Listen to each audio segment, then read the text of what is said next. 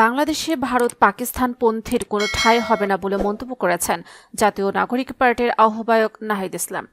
আজ শুক্রবার সন্ধ্যায় রাজধানীর মানিক মিয়া এভিনিউতে নতুন দলের আত্মপ্রকাশ অনুষ্ঠানে তিনি কথা বলেন। জুলাই গণ অভ্যুত্থানকারী ছাত্র জনতা শহীদ পরিবারের সদস্য ও রাজনৈতিক দলের নেতাদের সংগ্রামী সালাম ও শুভেচ্ছা জানিয়ে বক্তব্য শুরু করেন নাহিদ ইসলাম।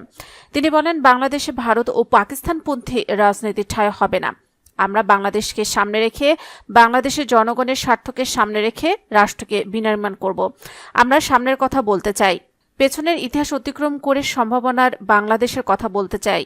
জুলাই গণ অভ্যুত্থানে তুমি কে আমি কে বিকল্প স্লোগানটি তুলে ধরে নাহিদ ইসলাম বলেন, বিকল্পের জায়গা থেকে এই নতুন দলের আত্মপ্রকাশ, আজকের মঞ্চ থেকে শপথ, বাংলাদেশকে বিভাজিত করা যাবে না।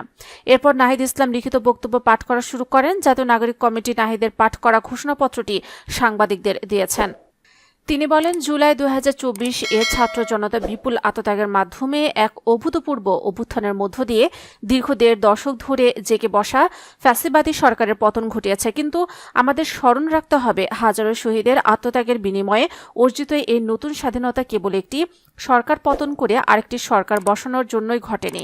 জনগণ এবং রাষ্ট্রের আষ্টেপৃষ্ঠে জেগে বসা ফ্যাসিবাদী ব্যবস্থা বিলোপের মাধ্যমে একটি নতুন রাজনৈতিক বন্দোবস্তের আকাঙ্ক্ষা থেকে এই অভ্যুত্থানে সাড়া দিয়েছিল, যেন জনগণের অধিকার ভিত্তিক একটি রাষ্ট্র পুনর্গঠিত হয়।